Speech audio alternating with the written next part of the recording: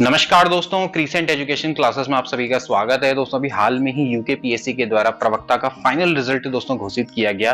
तो आज की वीडियो में दोस्तों हम आपको ऐसे स्टूडेंट से मिलाने वाले हैं जिन्होंने प्रवक्ता गणित में सफलता प्राप्त की है। इन्होंने रैंक द्वितीय प्राप्त की है। इनका नाम है आजाद रमोला।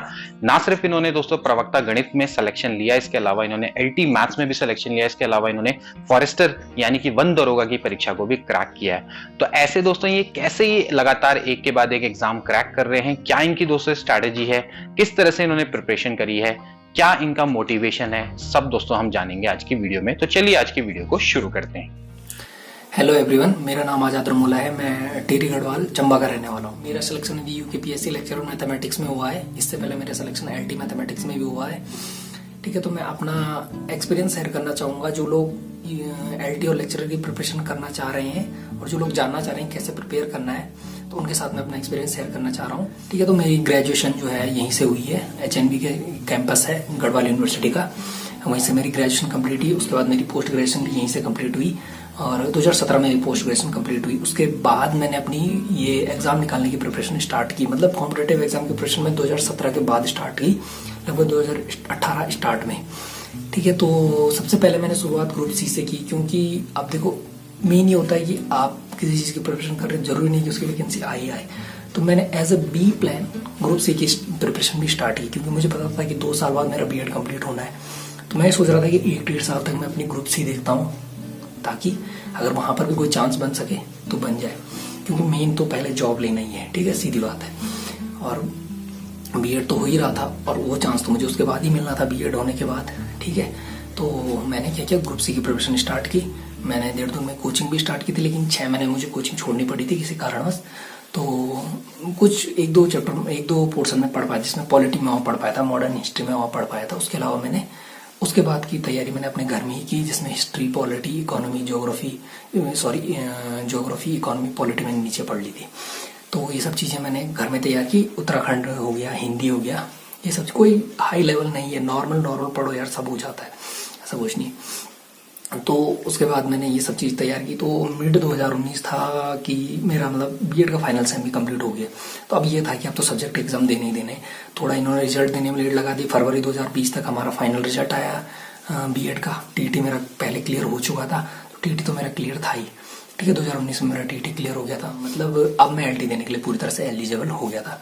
तो अब पहले मैं अपनी एलटी के बारे में बताना चाहूँगा। एलटी के लिए मैंने कैसे प्रिपेयर किया। एलटी के लिए देखिए, मैंने सबसे पहले 11-12 की एनसीईआरटी कंप्लीट की, फिजिक्स की भी की और मैथ्स की भी की। 11-12 की एनसीईआरटी अगर आपने कंप्लीट कर दी तो उसके बाद सेकंड ऑप्शन बचता है। अब मुझे मैथ में मैं अपने आप को पूरी तरह से कंफर्टेबल नहीं पा रहा था। मुझे ऐसा लग रहा था कि कुछ छूट रहा है अभी, मतलब।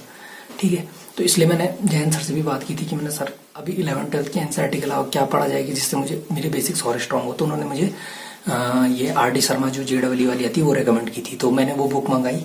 उन 2 बुक को मैंने, मुझे याद है इस समय कोविड का टाइम चल रहा था, तो उस कोविड के टाइम मैंने वो 2 बुक कंप्लीट की थी। उसी टाइम मैंने अपने फॉरेस्टर की प्रिपरेशन भी की थी, उसमें मेरा सिलेक्शन हुआ था। तो उसी समय मैंने कोविड के टाइम पे 4 महीने, मेरे ख्याल से 4 महीने मैंने वो 2 बुक कंप्लीट की थी। तो उसको कंप्लीट करने के बाद मुझे इतना हो गया था कि ठीक है 11-12 कंप्लीट हो गया। ठीक है, तो आर.डी. Sharma plus NCERT 11-12। उसके बाद ग्रेजुएट लेवल के लिए मैंने अपनी यूनिवर्सिटी की बुक्स ही पढ़ी, क्योंकि एलटी वालों ने कोई सिलेबस डिस्क्राइब नहीं कर रखा है। ठीक है, उन्होंने केवल बुक के नाम लिखे हैं, numerical analysis, complex analysis, real analysis. ठीक है, तो आप कहाँ से पढ़ेंगे? सीधी सी बात है, जो यूनिवर्सिटी में आपकी बुक चलती है वही आपके पास सबसे बेहतरीन ऑप्शन बचता है, क्योंकि उसके अलावा आप कहीं भी जाएंगे तो आप डिसाइड नहीं कर पाएंगे कितना पढ़ूं कितना छोड़ूं। ठीक है, तो मैंने उसी को पढ़ना बेहतर समझा। और जहाँ तक मैं जानता हूँ, पेपर सेटर भी यूनिवर्सिटी के प्रोफेसर ही रहते हैं, तो वही बुक रिकमेंड करेंगे जो आपकी, उन्हीं बुक से क्वेश्चन बनाएंगे जो आपकी यूनिवर्सिटी में चलती हैं। ठीक है, तो ठीक है, मैंने ग्रेजुएशन का जो पोर्शन था, मैंने 8 या 9 बुक थी हमारी। 3 हर ईयर में 3 बुक होती थी ना, first year second year third, 9 book थी। 9 बुक का पूरा सिलेबस था, तो 9 की 9 बुक मैंने कंप्लीट की थी। स्टैट आया थोड़ा टफ पड़ता है कंप्लीट करने में, वो सबको पता होगा। तो उसके बाद ये कंप्लीट हो गया। फिजिक्स मैंने कंप्लीट कर दिया। फिजिक्स में ग्रेजुएट लेवल तक जाने की जरूरत नहीं है, क्योंकि वहां तक जाओगे वो भी 8-10 नंबर के लिए, तो बेकार की बात है। 8-10 से ऊपर नंबर तो आपको 11-12 की फिजिक्स ही दिलवा देगी। ठीक है। और 10 नंबर का तो ज़्यादा होगा ग्रेजुएट फिजिक्स जो आता होगा, ठीक है। तो ग्रेजुएट लेवल में आपको जाने की जरूरत नहीं है फिजिक्स के लिए।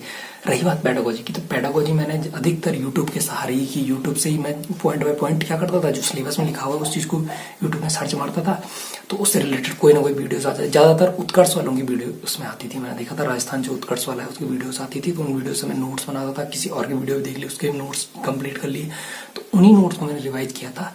अच्छा, रही बात पेडागोजी में, एक चीज़ और है कि पेडागोजी में आपको कभी भी ये नहीं लगेगा आपका सिलेबस कंप्लीट हो गया, आप कितना भी पढ़ लो, ठीक है। तो इस संशय में ना रहें। अगर आपने एक टॉपिक में 4-5 पेज के या 2-3 पेज के नोट्स भी अच्छे से बना लिए हैं तो सफिशिएंट है यार उतने में, एक अच्छे टॉपिक के, मतलब ठीक है। आपने ठीक ठाक नोट्स बना लिए हैं पॉइंट बाय पॉइंट और आप चीज़ों को समझ चुके हैं, तो कोई बड़ी बात नहीं है, ठीक है। तो पेडागोजी हो गई।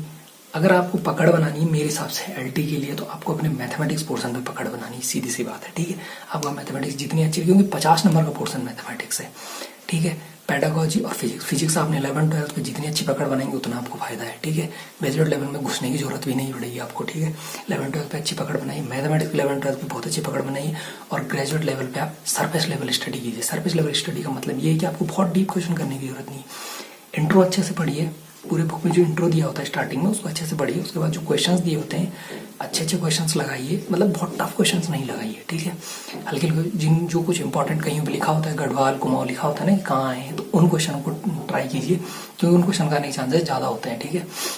उन क्वेश्चन को ट्राई कीजिए।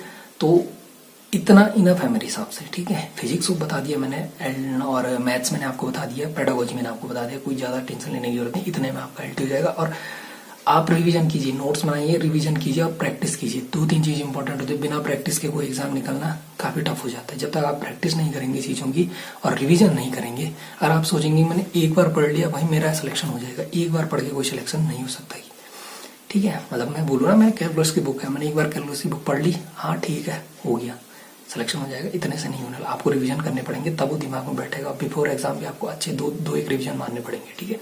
ये मैं बोल रहा हूँ, ठीक है। मेरे साथ तो होता है ऐसा, मैं औरों के मैं नहीं जानता हूँ, ठीक है। इतने में आपका एलटी निकल जाएगा, और मेरा एलटी तो निकल गया था इतने में, ठीक है। उसके बाद आती बात लेक्चर की। लेक्चर के लिए मैंने कैसे प्रिपेयर किया, लेक्चर का जैसे अब देखिए, जो मैंने 1.5 साल जो मैंने ग्रुप सी के लिए दिए थे वही मेरे लिए पॉजिटिव आया लेक्चरर के प्री में। वहाँ पे क्या हुआ कि जब लेक्चरर प्री हुआ 65 नंबर का जीएस हो गया, ठीक है। 20 नंबर की हिंदी हो गई, सब मैंने यूके में पढ़ा था, ठीक है। बचा 25 नंबर का क्वांट भी कोई बड़ी बात नहीं थी, वो तो एक मैथ्स के स्टूडेंट के लिए नॉर्मली होना चाहिए, ठीक है। 25 नंबर क्वांट, वो भी डर की बात नहीं थी। 40 नंबर की पेडागोजी, 40 नंबर की पेडागोजी भी कोई कठिन बात नहीं थी। क्यों नहीं थी? क्योंकि यूट्यूब पे इतने सोर्स मौजूद, खुद जयंत सर ने कितनी अच्छी सीरीज चलाई थी, उस सीरीज से मैंने सारे नोट्स बनाए थे। आई थिंक वो इनफ थी उस 40 नंबर को कवर करने के लिए, ठीक है। होता है कि कुछ चीज़ें ऐसी होती है जिनमें हमें लगता नहीं कि अभी कंप्लीट हुआ है। ऐसी पेडागोजी में मुझे हमेशा ही लगता था कि मेरा कभी कंप्लीट, चाहे मैं लेक्चरर देने या मुझे एलटी देनी, लेकिन वो लगता है सबके साथ यही होता है, मुझे तो यही लगता है, ठीक है। आप अधिक अधिक कंप्लीट करने की कोशिश कीजिए, जितने भी नोट्स बनाए उनको रिवीजन करते रहिए, ठीक है, ताकि वो आपके दिमाग में अच्छे से बैठ सके। जितने आप रिवीजन करेंगे उतना आपको फायदा है, ठीक है। तो प्री मेरा इससे निकल गया था, क्योंकि मेरा जीएस पहले से था, क्वांट था, एक पोर्शन हिंदी था, सब ठीक था। केवल एक मुझे 40 नंबर की पेडागोजी तो एक्स्ट्रा पढ़नी पड़ी, और वो भी मैंने कर ही दिया था, ठीक है। तो प्री तो मेरा आराम से निकल गया था। आई बात मेंस की। अब मेंस में सबसे इंपॉर्टेंट चीज़ है मेरे हिसाब से, देखिए आप अगर एलटी के लिए प्रिपेयर करते हैं ना, तो मेंस का सिलेबस तो आप कंप्लीट कर ही लेंगे, सीधी सी बात है, ठीक है। लेक्चरर की जो मुझे अभी तक डिमांड लगी है, लेक्चरर में ये डिमांड है आपका 11-12 कितना अच्छा बेसिक है आपका, जो मुझे लगता है कि लेक्चरर डिमांड करता है कि आपका 11-12 अच्छा बेसिक होना चाहिए, ठीक है, अच्छा नॉलेज होना चाहिए आपको। 70% जो सिलेबस है लेक्चरर का वो 11-12 का ही है। 30% सिलेबस कहाँ का है? ग्रेजुएट का, प्लस एमएससी की एक बुक है कैलकुलस ऑफ वेरिएशन। बीएससी की मुझे जहाँ तक याद है numerical analysis, differential equation and group theory वाली बुक है, और कोई होंगी मुझे याद नहीं आ रही, ठीक है। इतनी बुक मुझे याद है कि ये बुक किसकी है? ग्रेजुएशन की। और पोस्ट ग्रेजुएशन की एक बुक है कैलकुलस ऑफ वेरिएशन। तो कोई ज़्यादा कठिन बुक्स नहीं है, मतलब ईजी ठीक बुक्स हैं, ठीक है। और 70% सिलेबस आपका वैसे भी 12th से रिलेटेड। आपका 12th जितना बेहतर होगा उतने आसानी से आप लेक्चरर निकाल सकते हैं, ठीक है। तो लेक्चरर के लिए, और दूसरी इंपॉर्टेंट लेक्चरर निकालने की सबसे इंपॉर्टेंट चीज़ है आपके अंदर स्पीड होनी चाहिए क्वेश्चन करने की, अच्छी एक्यूरेसी होनी चाहिए, ठीक है। मतलब सिलेबस को आप कंप्लीट कर भी लेंगे, लेकिन अगर आपने प्रैक्टिस नहीं की है तो मेरे हिसाब से मेंस नहीं निकाल पाएगा, ठीक है। मेंस मतलब आपने 180 मिनट में 200 क्वेश्चन अटेम्प्ट करने हैं, तो आपको ये देखना है कि मुझे कौन सा क्वेश्चन स्किप करना है, कौन सा क्वेश्चन करना है। जब आप प्रैक्टिस करेंगे तो आपको पता चलता है। और इसमें मेरी बहुत मदद मेरे एक नीरज सर हैं एबीसी एकेडमी के, उनसे मैंने पेपर सेट्स लिए थे, पहले भी पेपर सेट्स लिए थे। तो इस समय जब मैंने लेक्चर में पेपर सेट लिए थे तो उसमें उनके बहुत अच्छे पेपर सेट थे, तो उन्होंने मेरी काफ़ी हेल्प की थी उन पेपर सेट्स ने, ठीक है। तो मैं घर में पूरा माहौल बना के मतलब 3 घंटे देता था अपने आप को, और दो जैसे वो 100 मान लीजिए उन्होंने 100 क्वेश्चन के 2 पेपर सेट भेजे, तो मैं दोनों कंबाइंड करके एक ही पेपर सेट बना देता था और 200 क्वेश्चन सॉल्व करता था। तब मैं अपने आप को देखता था कि हाँ मैं कर पा रहा हूँ, किस क्वेश्चन में क्या गलती कर रहा हूँ। तो ये आपने भी करना है, ठीक है। आपको अपने आप को परखना जरूरी है, क्योंकि लेक्चरर मीन्स के लिए देखो सिलेबस मेरा पहले से कंप्लीट था, मुझे पता था।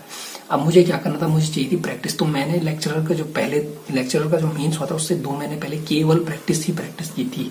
सिलेबस मेरा पूरी तरह से कंप्लीट था। मैंने मेरे ख्याल से यूथ का काफ़ी सारे रिविजन्स किए थे, ठीक है। और मैं सर के जो होते टेस्ट सीरीज होती थी उनको तो लगाता ही लगाता था। तो लेक्चरर के लिए आपको कुछ नहीं करना, अपना सिलेबस नॉर्मल उसमें कंप्लीट करना है। 11th-12th का बेसिक्स मांगता है लेक्चरर, और आप जितना हो सके उतनी प्रैक्टिस करें। लेक्चरर के लिए आप बहुत ज़्यादा जरूरी है प्रैक्टिस, ठीक है। हाँ, तो इतने में तो आपका लेक्चर आराम से हो जाएगा। अब इसके अलावा अगर मैं कंक्लूजन कहना चाहूँ एग्जाम के बारे में, तो मेरे हिसाब से जो इंपॉर्टेंट चीज़ होती है किसी भी एग्जाम में, आपको एक तो कंसिस्टेंट रहना है, कंटिन्यूसली चीज़ों को पढ़ना है। आप अगर मैथ्स पढ़ना है तो कंटिन्यूटी रखनी है उसमें, ठीक है, तोड़ना नहीं है कंटिन्यूटी को। दूसरी चीज़ आपको सिलेबस देखना है। आप जिस भी एग्जाम की प्रिपेयर करो उसका सिलेबस ध्यान से देखिए, उसमें बुक सोर्स ढूंढिए, लिमिटेड बुक सोर्स ढूंढिए, एक्स्ट्रा बुक सोर्स मत कीजिए, ठीक है। लिमिटेड बुक सोर्स ढूंढिए, जितना हो सके जल्दी उनको कंप्लीट करके उनके रिविजन्स कीजिए, ठीक है, और प्रैक्टिस कीजिए, ठीक है। जितना जल्दी हो सके उनको कंप्लीट करिए, रिवीजन कीजिए और उनकी प्रैक्टिस कीजिए। इतने में तो सिलेक्शन आराम से हो जाएगा यार, इतने में नहीं होगा तो कितने में होगा, ठीक है। तो मेरी तरफ से तो यही एडवाइस है, कंप्लीटली रीड योर सिलेबस, ठीक है। उसके अकॉर्डिंग आपको लिमिटेड बुक सोर्स फाइंड करनी है, और लिमिटेड बुक सोर्स के बाद आपने क्या करना है, जल्दी से उनके नोट्स बनाने, उनका मल्टीपल रिविजन्स करना है, और हो सके तो एक्सरसाइज लगाइए, कुछ भी लगाइए जो आपकी मर्जी है। So at the end of the video मैं अपनी इस एग्जाम की सफलता का श्रेय अपने पेरेंट्स को देना चाहूंगा, और स्पेशल थैंक्स बोलना चाहूंगा जयंत सर को, जिन्होंने मेरी पूरी 2020 से लेकर जब से मैं जयंत सर के साथ जुड़ा हुआ हूँ इस पूरी प्रिपरेशन में एक बेहतरीन मार्गदर्शक का कार्य किया। और जो भी लोग इस एग्जाम की प्रिपरेशन करना चाहते हैं उनको मैं बेस्ट ऑफ लक कहना चाहूंगा। धन्यवाद। तो दोस्तों आप लोगों ने जाना कि किस तरह से आजाद ने अपनी प्रिपरेशन करी। एक इन्होंने निश्चित समय में ही अपनी प्रिपरेशन को करना शुरू कर दिया था और लगातार प्रिपरेशन करी, इन्होंने कंटिन्यूस प्रिपरेशन करी है। इसके अलावा इन्होंने बेसिक्स पर बहुत ज्यादा फोकस किया, जो कि किसी भी सब्जेक्ट में सिलेक्शन के लिए बहुत ज्यादा जरूरी है, चाहे आप एलटी गणित बनना चाहते हैं या फिर एलटी किसी भी अन्य सब्जेक्ट से दोस्तों बनना चाहते हैं। तो आई होप कि दोस्तों आज की वीडियो आपको पसंद आई होगी। आज की वीडियो से आपको काफी मोटिवेशन मिलेगा, और आजाद रमोला जो कि लगातार बहुत अच्छी प्रिपरेशन कर रहे हैं, मैं इनके उज्जवल भविष्य की कामना करता हूं। मिलते हैं अगली वीडियो में। Till then take care and good bye.